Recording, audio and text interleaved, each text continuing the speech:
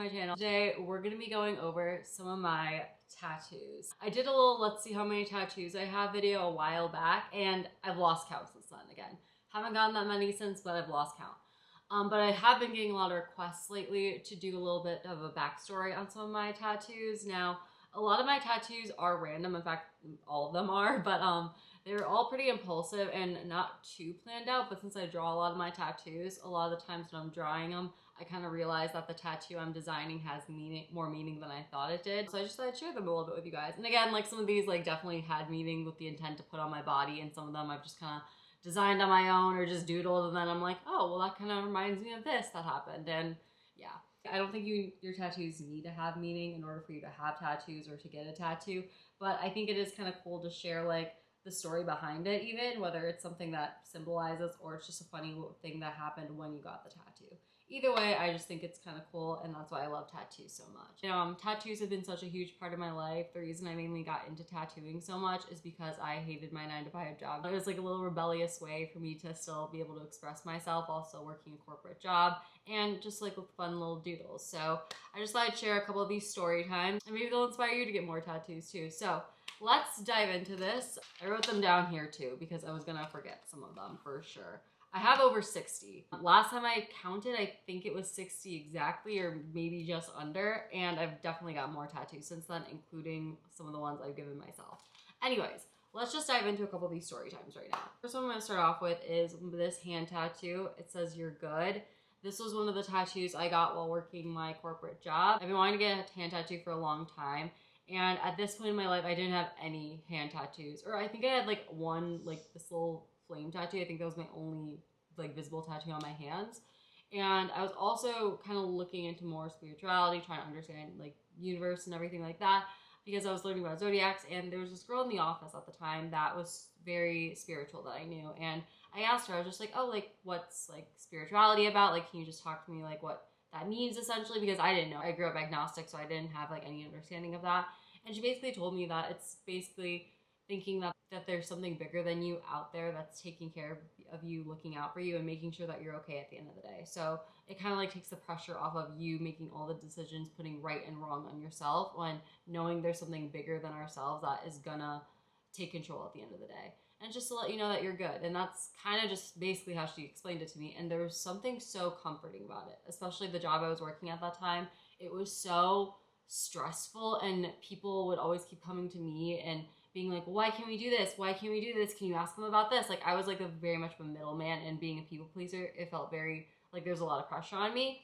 So when she was just kind of explaining that to me, I liked how simple it sounded and how I could just ease my mind and like kind of let it like throw my hands up and be like, okay, like let's just see what happens. And that's just a little reminder I got. And I got into my right hand, of course, because during the day I would always be looking at my hand. Driving home, I'd be looking at my hand. So it was just like a little permanent note to myself that I desperately needed. Another hand tattoo I got is this Nefertiti tattoo. I have a little scratch on it right now, so ignore it, but this is Nefertiti. It's King Tut's mom. This tattoo is basically just about women are so much stronger than society allows us to believe about ourselves and to believe about other women, and even in history. When I was growing up, I loved ancient Egypt culture so much, and I grew up in Chicago. The Field Museum had an exhibit for ancient Egypt one time, and I loved going to it. I loved exploring it. King Tut was such a figure that they promoted, highlighted, and that was valued when I was like going and growing up with that.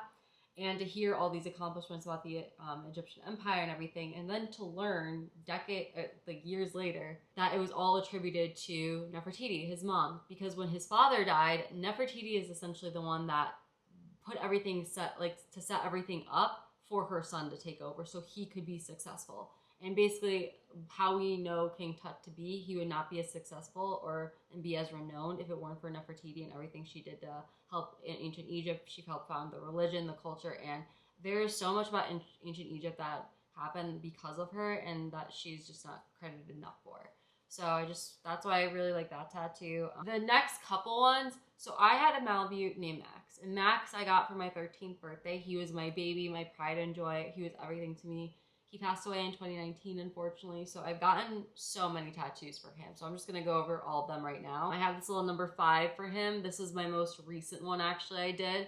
I did it for it would have been his 15th birthday, I want to say, which is crazy. But he was born on March 5th in 2010. I got him March 21st, which is what this little Roman numerals are for. That's the date I got him. I got him 2 days before exactly my 13th birthday. I also have these little arrows, if you can see. When I got him as a puppy, he had one ear up and one ear down, which is common for Malamute puppies a lot. I basically got how his ears were when he was a puppy tattooed on my hand that way. And then I also have an angel wing on my ankle for him as well. I think those are all my maxi tattoos. I have my parents' zodiac signs. That's my dad's a Scorpio, and then my mom is a Cancer. I got both of these not because I'm honoring my parents in this way, but at this time in my life, I was not on good terms with either of my parents, and the way I've always viewed myself with how my parents view me is I feel like I'm the worst parts of both of them, meaning I'm the parts that either of them don't like about themselves or each other.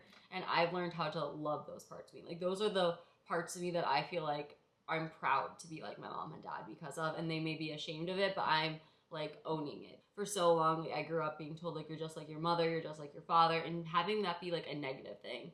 And over time, like, especially when I was trying to learn how to love myself, I learned how to honor that and to be like proud of myself because of that. So that's kind of why I wanted to get those. And then left side is feminine, right side is masculine. Didn't even know that at the time, but that's just how it worked out. So that's what I'm saying. You never know when your tattoos are going to find meaning. This one's a little bit of a fun one. I have a sword on my leg. I have a 10-inch sword, completely impulsive, and I got it when I got fired. Basically, the story of when I got fired is it was completely I was not expecting it at all. I basically had scheduling my firing appointment. So when it happened, I was kind of just so over it. I was like, fine, whatever. Like, I'm done. Left, got drunk with my coworker who got fired. Fun fact, 10 minutes after me. Like, I'm on the way to the bar and he texts me. He's like, yeah, I was next. So it's a shitty company. And but when that happened, it was just kind of validation that I deserve better than this. I'm never going to let myself settle than this, because with that job, I completely burned out and I was being taken advantage of in short by that company, just because of how young I was when I started and how much I was just wanting to prove myself throughout that job, and they took advantage of that situation. So when I left, like I said, got drunk with my coworker who also got fired, Ubered directly from Long Beach to Hollywood to my tattoo artist's apartment, where I got this 10-inch sword tattooed on my leg. And at the time, I just wanted it because I got an ink box stencil of it before, thought it was cool, liked the look of it, and I just wanted it a little bit bigger to fit my proportions because I'm a tall bitch. It was until after that I was kind of like learning that the sword is like a meaning of communication, and after I got fired from that job and quit my other marketing job, I really started leaning into podcasting. That's when I started my podcast, Make It Make Sense by Danielle. And I also started leaning into public speaking more, which inspired me to do TikTok and start creating a YouTube channel. So it really had me lean into listening to myself and creating a voice for myself, which is something I've never done before. Having BPD, I never realized how much I minimize my true self, my true emotions, my true voice, in trying to fit the certain mold that was more digestible for everyone else. So this self-love journey is kind of been like me finding myself, rediscovering who I am, and even figuring out who I am and what I like for the first time. And that's kind of why I got this 23 tattoo. That was in the year 2023, where I kind of completely dedicated myself to healing, to recovery, to sobriety, to just wanting to figure out what life could be and feeling good about myself, and not wanting to seek out addiction anymore, not wanting to harm myself anymore, but actually trying to do better and be happy and to be healthy, which is something I haven't done ever in my life. So that was a little promise myself. I got it on a little flash sheet. Oh my God.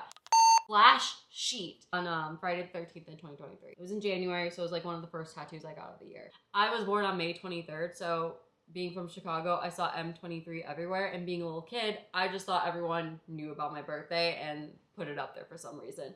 I didn't know it was for Michael Jordan. M23 was for him. Not in my little head. Anyways, my first tattoo was a moon that I have on my ribs. You could see it. It kind of moved to my back over time, but that was my very first tattoo I got, and I got it for my papa, kind of. My papa's from Pakistan, and when I was a kid, he would go back and forth from America to Pakistan a lot to go visit his family, like once a year, I'd say, but to me that felt like a lot, especially with like how things were escalating every year and how scary it was getting. And the older I got, the more I understood how dangerous it was for him to go back and forth all the time. One year, I think I was about 8 years old, when I told him, I was like, I don't want you to go, Papa. And I started crying, and I've never cried for him leaving before. Like this, it just kind of hit me that what if he doesn't come back? I want to say that had to be like 2005. So he took me outside, we were on the patio, and he was just kind of talking to me. He pointed to the moon. He goes, "Do you see that moon?" He goes, "Know that I'm looking at the same moon in Pakistan when you're looking at it here." I didn't know about time change then. But in the moment, it kind of brought such peace to myself. It kind of stuck with me throughout my life, even after he passed. I just kind of thought about it too with my family, with my brother and my mom, and all my friends too, that we are all looking at the same moon at the end of the day. So it doesn't matter how far apart we are, how much distance we feel like is in between us physically. At the end of the day, we're all looking up at night to look at that same moon. It just always kind of brought me peace of mind. And also there's a moon on the Pakistani flag, so it kind of just all tied in cool. Another tattoo I got is this little voodoo. Now this is actually the logo from the Zapp's chip bag, if you guys are familiar with that. That's not the exact one. I kind of did my own little style to it. I wanted him to be a happy guy, so I gave him a little smiley face. I had an eating disorder for 17 years, and so I had a lot of fear foods, which are things that I wouldn't eat because I was afraid of how much fat, how much calories, or how unhealthy it was to my eating disorder brain. So chips were one of the things that I stopped eating almost immediately when I wanted to like lose weight, when this kind of mindset started seeping in for me. When I started recovery, I started introducing these fear foods into my life one at a time, like just to ease it in. And my cousin came to visit me in January 23, so right when this all kind of started. And we were on our way home from the bar, and she wanted to go to the gas station, get a bunch of snacks. And she got a bunch of these Zapp's voodoo chips. She's like, "They're my favorite chips. You should try them. I think you'll like them." And I did. I loved them. And they became my favorite chip. And they just so happened to be selling them at the gas station on the corner where I live. So that was just kind of my little snack that I would get every time I'd come home from the bars. Like I would just get a bag of Zapp's. And I never just had a chip that I would get or any kind of gas station snack I would get. Like my gas station order would be a pack of Backwoods and some Smart Water. Zapp's would have never been in the cards for me before. So it's just like one of those little things I think that you don't think about when you eat normally, I guess. Like I have never eaten chips since I was 9 years old. I don't have a favorite flavor. I've never tried hot Cheetos because of that. I've never tried so many things because of that. So this was like a little thing to myself where it's like, I have my little gas station chip now. So it's a little silly, I think, for some, but if you've also struggled with eating disorder, I'm sure you've understood why. We'll kind of go around for this. This little heart-shaped box. It's a little bit of a dark story for this one, but we'll just get right into it, I guess. I got this heart-shaped box. It's a reference to Kurt Cobain and the Nirvana song Heart-Shaped Box. I love the design, but the main reason I got it was I was going through a really dark time at the end of 2022, and in October, I almost took my own life. Kind of made this bet with God right before I was figuring out what to do about that. I essentially went on a drive, and I was like, if I'm meant to go, like I'm not gonna come home tonight, like meaning something was gonna happen to me. And I was just so lost in my own thoughts, just driving around, like going on this depression drive and just trying to figure out what the fuck I'm supposed to do next, and being so lost, so confused. Like I didn't have anyone to call or to talk to at that time that I like trusted to deal with me in this time, which I know it sounds confusing, but I had BPD, so I feel like I'm a lot when I get low. And I was veering off my normal path, not like driving crazy, but like I was just making turns that I was just turning to where I like felt like I wanted to go, like not necessarily following the road I always take, but just going to what felt right to me. And I got to this point where I was just so lost in my emotions in my head where I just had to pull over the car, stop, and just cry. And I pulled up into this random ass driveway and I just started sobbing. I looked up when I finally like collected myself, and I was like, okay, like what am I gonna do? And I look up and I see this house that's like covered in vines, and I'm like, this looks so familiar. And I couldn't put my finger on it right away, but a couple of days go by, I go home, like life goes on, and I'm still like depressed. Like I had like this idea, like okay, like things are gonna get better. Like I went home after that, but it wasn't until a couple of days later where I'm watching this documentary on Nirvana, and they're showing the house Kurt Cobain had. And it looked exactly like this house I pulled up in front of. And at the time I thought, oh my God, that was the house. And I honestly thought that was the sign and everything. Like, oh my, I pulled into Kurt Cobain's house. Like when I was suicidal, like how, like what are the chances of that happening? Like it had to mean something. Then I learned his house was actually in Seattle. That looked like the one I pulled into, but it still didn't take away the meaning from me, you know? Like to me, that was enough to validate what I was going through and to know like, you know what, keep going. Like, this is my sign to keep going. And it was. Like, it got me through it at the end of the day. I also have this little locket. It says LA in it with little twin palm trees. One thing I love about this tattoo, so many girls around LA have it, and it's, like, customized to, like, whatever they put in their locket. But I love that little, like, little take of girlhood on it, first of all, I just want to say. But the reason I got this tattoo is I love lockets, one. So whenever I've gotten a locket, I always like want to put pictures of people I love, like either that's my dog, my family members, my friends, like whoever it is, like I want to keep them in my locket. I've never really been in a serious relationship where I felt that way about someone, but what I have felt that way about, what I have fallen in love with is the city of LA. Because when I was growing up, that's all I wanted to do was to move out here, live in this city, and that was my only goal in life is what I like to say, because it was. Like, I didn't really have much of a plan of what I wanted to do with my life, what career I wanted. I just knew I wanted to fall in love and move to LA, whatever order that fell in. And the older I got, the more I clung on to that, was being my escape, is I just have to get to LA and I know everything's gonna be okay. And again, like, plan-wise, had none. Just knew if I moved there, everything would be okay. And when I finally did move here in 2020, I worked that corporate job and got fired from that corporate job. Things kind of started falling apart. And if it didn't fall apart, I wouldn't have learned how to build myself back up again. I would have never been able to do that in the city I'm from, in the city I moved to with my mom. I had to do it here because this is the only place where that truly felt like home in my heart to me, and that I actually felt safe in being myself around, which it sounds kind of weird, but I've been like a person.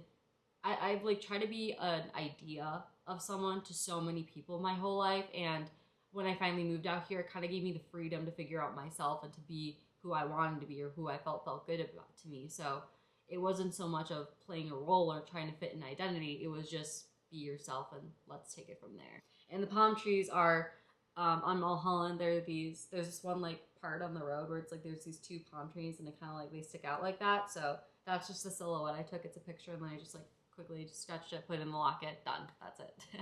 This Feel the Rain tattoo, it says.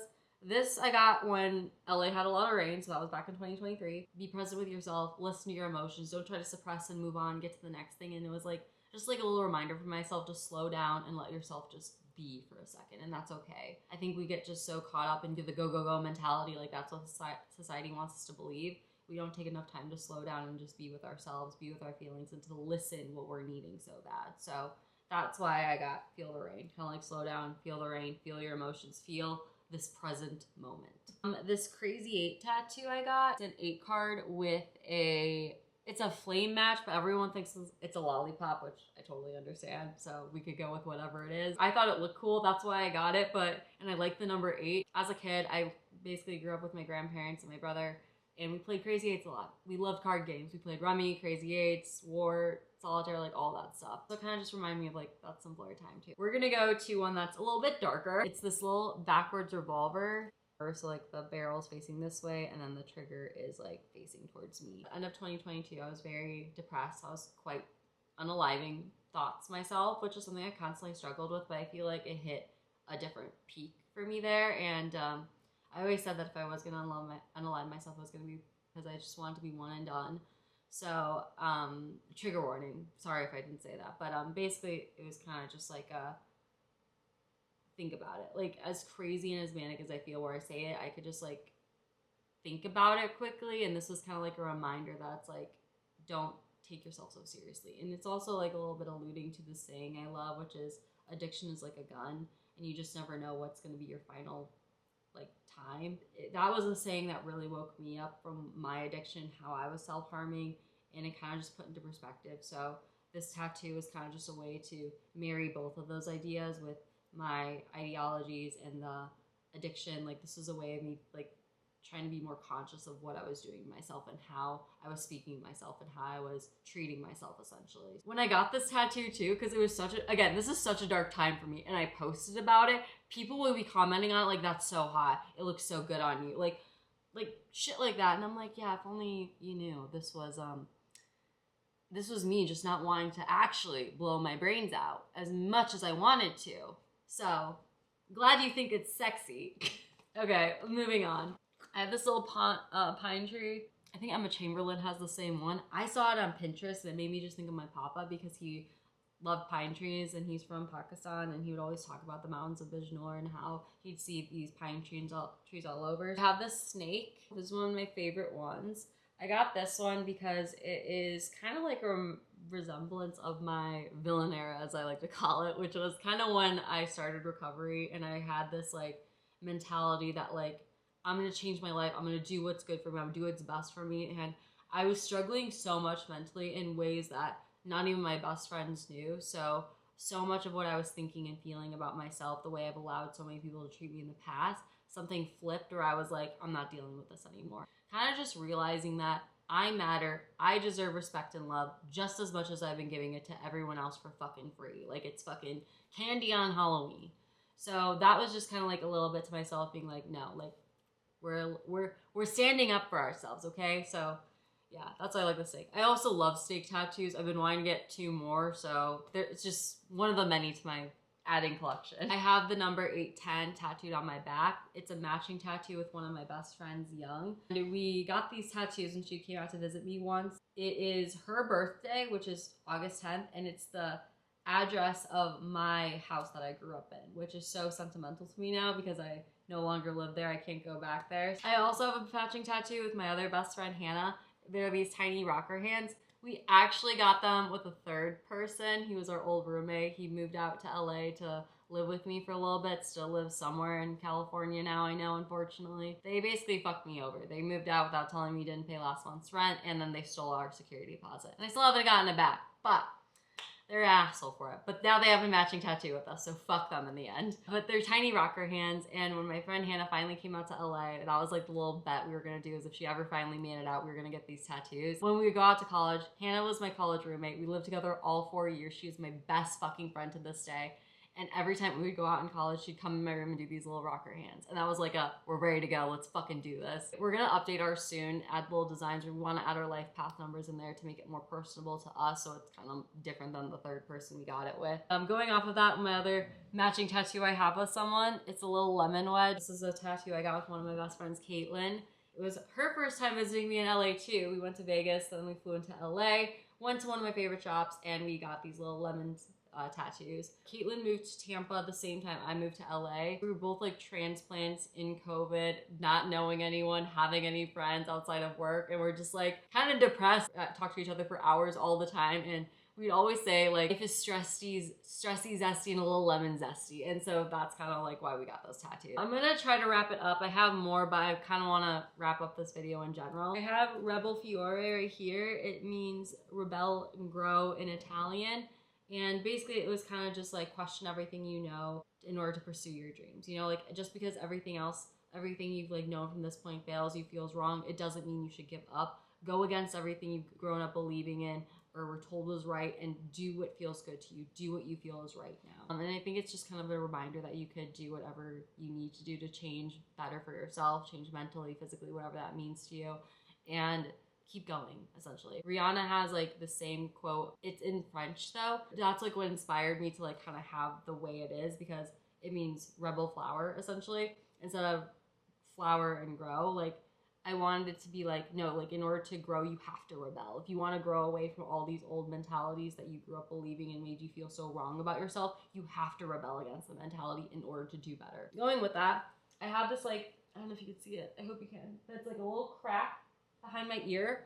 Another flash I got on Friday the 13th. That was essentially being like, I'm not your fucking doll anymore. I'm not your broken doll that you're gonna be able to do whatever you want with. I'm not gonna be happy the moment you pick me up and the moment you set me down and pick me back up again. Like, that's not me. It was kind of like my little mommy issues tattoo, I call it, because I always view myself as my mother's doll, meaning I'm the person that's there to make her happy. I'm not supposed to have emotions. I'm not supposed to be a person outside of who she wants me to be. When I got that tattoo, we weren't talking at that time. We actually went no contact for 3.5 months, I want to say. I got that tattoo because I couldn't be that anymore. Like, that being that to her was literally killing me, because at the end of the day, she wasn't caring how I was struggling mentally. If I couldn't show up for her, if I couldn't be her loving, happy little girl at the end of the day, I was pretty much useless to her. And I was a bitch, and I was all of these things she would like not say, but like allude to, you know, which almost felt worse. Like, I almost wish she would just say it. So I got that as a way of like kind of freeing me from that. And again, it's like on my head too, which would drive her fucking crazy, which I thought was funny at the time. And the last one I'm going to tell you guys about is I have a quote, suspend logic, invite magic, on my ankle. It's actually an MGK quote of his acceptance speeches years back. That little quote just kind of reminded me that fuck everything you think, you never know what's going to happen. And whenever you feel doubt because something logical is like counteracting that, just say, you just never know. Anything could happen. And that's gonna be it for this week's video, guys. So thank you all so much for watching. I got through as many of these as I could think of at the moment, and I just didn't want to make this video too long. So if you want to see a part 2, let me know in the comments. And also, if you made it this far, leave a little black heart emoji. Don't forget to follow me on all my socials below, and let me know what other videos you want to see. Like, subscribe, all that fun stuff, and I'll talk to you guys next week. Love you. Bye.